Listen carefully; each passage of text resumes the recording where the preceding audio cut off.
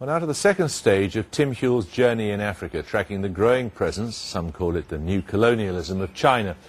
Last time he showed how China was offering Congo development for minerals. Tonight he's travelled over the border into Zambia. The Chinese have been in the country for decades. Once it was one of the richest countries in Africa, but in only 40 years, Zambia has slipped to one of the world's poorest. Now the country is about to be the recipient of the biggest investment project it's ever seen, a vast special economic zone. But despite that, as Tim reports, the relationship has gone very sour.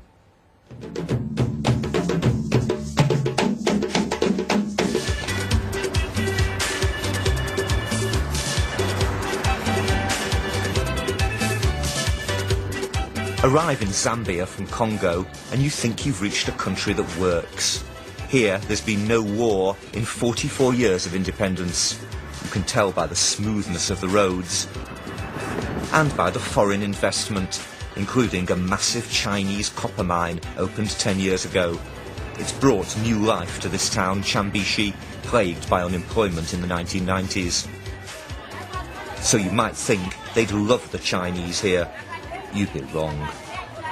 They are not good people. They are useless. I think they should go back to where they belong. We don't want them here. They have brought good jobs, but at the same time, they are not doing good condition of services. That's not what they are doing. What do you think? I think they just have to go back. They're doing nothing here.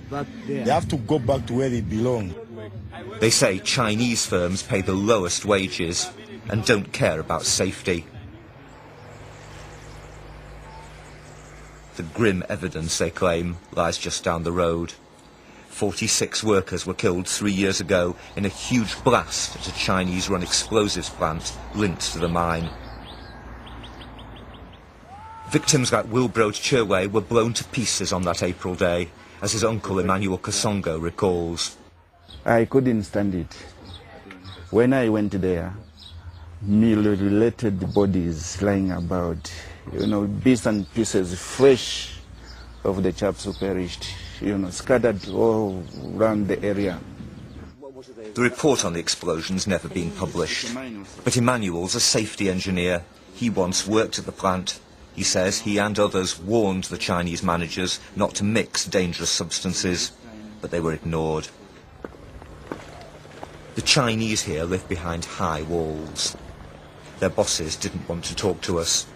And yet, despite all the bad feeling here, they're planning a huge new project, a Chinese-Zambian special economic zone.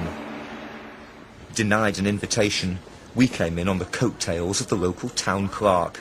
His enthusiasm for the scheme knows no bounds.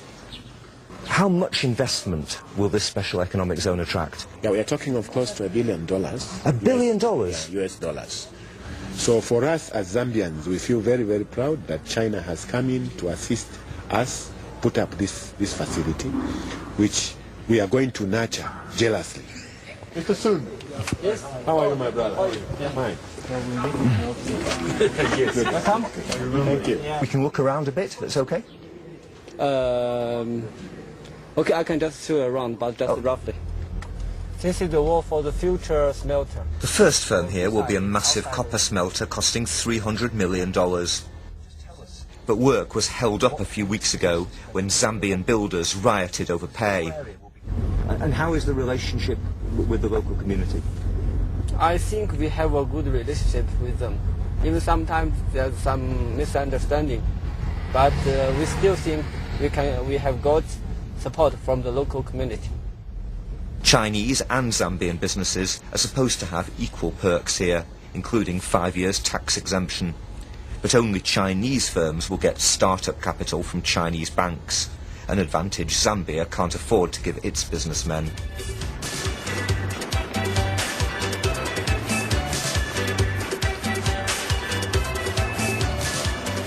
Suspicion of China's so great in Zambia that Beijing's now embarked on a charm offensive. In Ndola, capital of the Copper Belt, China's promised a whole free stadium. The stadium was announced more than a year ago, but no one seems to know where it is. This policeman is kindly showing me. Just over a year ago, the Chinese President Hu Jintao was due to come here in person to inaugurate the new stadium. But at the last minute, he pulled out, too nervous of the hostile reception he might receive.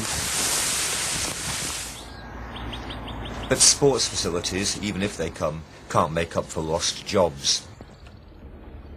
And while China's creating some in extractive industries, there are fears it's helping destroy them in manufacturing, particularly textiles. This is now the only dedicated yarn spinning mill left in Zambia, and globalization, bringing ever more imported clothes, is to blame. The garments are all imported, but the bulk of all new products are coming from China. Why is it so hard to compete with China? Well, Chinese goods are very cheap. We often wonder how they are landed onto our market cheaper than locally produced goods.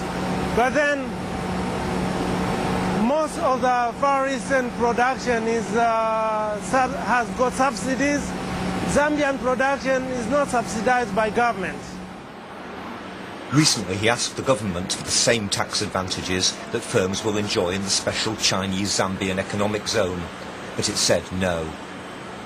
An industry like this should be at the heart of a strong Zambian economy, but it's being squeezed out of all its markets by the Chinese, and Zambia seems to be reverting to a colonial status as an exporter of raw materials and an importer of finished goods.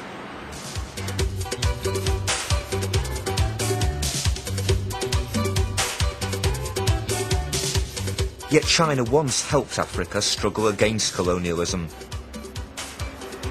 In the 1970s, Chairman Mao gave landlocked Zambia this railway to the Indian Ocean, reducing its dependence on white-ruled Rhodesia. A bit further down the road in Kabwe, this huge textile factory was another Chinese gift. Opened in 1983, Mulungushi Textiles boasted of dressing the